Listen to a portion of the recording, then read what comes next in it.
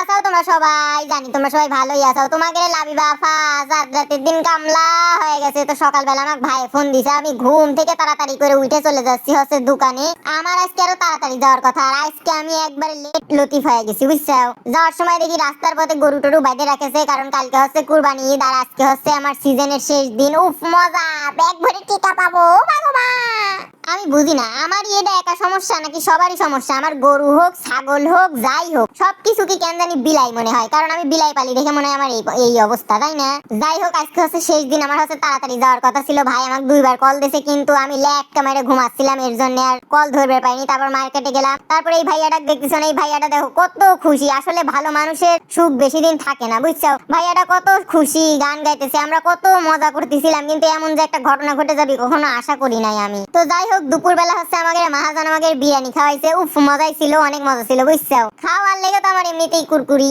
যাই হোক খাওয়া দাওয়া শেষ করে আমি এই যে দাঁড়াইছি, ওই দাঁড়ানো একবার আমি 4-5 ঘন্টা একটানা দাঁড়ায় কাজ করেছি, মাল বেচেছি বুঝছো। আর এই দেখো আমি ব্যাগ ট্যাগ গুছায় এনে রেখে দিছি, ভাবিছিলাম যে আমি পাবনা চলে যাব দোকান থেকে বাড়ায়, কিন্তু বেরোতে মেলা রাইত হয়ে গেছে, পরে আর যাওয়া হয় না। আর ওই দেখো আমার লগে কেমন করে দাঁড়িমি করতেছে, ফাজলামি মারতেছে, আমার মজা উড়াইতেছে বুঝছো, কি আর কব।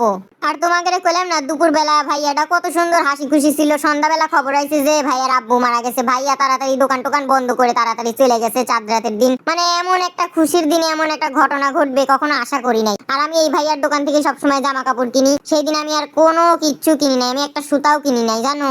যাই হোক তারপরে হচ্ছে মহাজন আমাকে টাকা পয়সা বুঝাই দিল, টাকায় আমার একবারে ব্যাগ ভরে গেছিল। তারপরে কিছু মানুষ আবার টাকা পাইতো, তো তাই আবার তাকে দিলাম, তাই এখন আবার একটু কমে গেছে। আর ঈদে এবার আমি কিছু কিন নাই, ঈদের পরে কিনবো নে, প্যারা নাই। তো যাই হোক তারপরে আমি একটু হচ্ছে এই শার্ট প্যান্টের দোকান একটু ঘোরাঘুরি করতেছিলাম, দেখতেছিলাম কিছু যদি ভাল লাগে তাহলে একটু টেনবো নে। তারপরে হচ্ছে আসলাম, আসে আবার আমি হচ্ছে ভাবির সাথে বসে বসে লিচু খাচ্ছিলাম। আর ওদিকে হচ্ছে রাকিবের দোকান টোকান বন্ধ করে ফেলালো। তারপরে হচ্ছে আমি বাসায় চলে যাচ্ছি, দেখো রাত বাজে 2টা 11। কি লেভেলের কামলাটা দিছি, আল্লাহ মাফ করো বাবা রে বাবা, এই 2 সিজনে আমার একবারে ফাইড়া গেছে।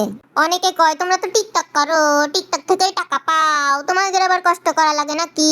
জীবনে আমার মতো কষ্ট করে দেখো কি একটা অবস্থা হয়। মেয়ে মানুষ হয়ে জন্মাইছি তো মানে কি করবো, আল্লাহ আমাকে সাওয়াল বানাবে যায় মেয়ে বানা ফেলাইছে, এর মধ্যে আবার বানাইছে বড়। কামলা তো আমার দেওয়াই লাগবে, দুনিয়া উল্টে গেলেও আমার কামলা দেওয়া লাগবে বুঝছো। তো যাই হোক মার্কেট যেহেতু আমার বাড়ির পাশে, এর জন্য আমার রাত্রে চলাফেরা করতে তেমন একটা অসুবিধা হয় না বুঝছো। আর আমি যেই কষ্টগুলো করতেছি আল্লাহ একদিন নিশ্চয়ই আমাকে সাকসেস দিবি, ইনশাল্লাহ ইনশাল্লাহ ইনশাল্লাহ। তো যাই হোক রাতের বেলা হচ্ছে বাসায় চলে গেছি। আমি বাসায় যাই দেখি খিচুড়ি মিচুড়ি রাইন্দে একবার অস্থির করে ফেলা দিছে, কিন্তু আমার তো কুরকুরি, আমি তো খিচুড়ি খামু না, সুখে থাকতে মানুষের হতে গেলে বুঝছো। আমি রাত 4-5টা বাজে জাম মাখা বের হইছি। অনেকে আমাকে কয় 2 টাকার কামলা দেয়, আবার কত না ভাব। আমার মতো একটু কষ্ট করে দেখো গা কি ফাটাটা ফাটে বুঝছো। জীবনে তো কষ্ট করো নাই, বাপের হোটেলে বসে খাইছো, এর জন্য এরকম কথা কও। তো যাই হোক সবাই ভালো থাকো, সবাই ঈদ মোবারক।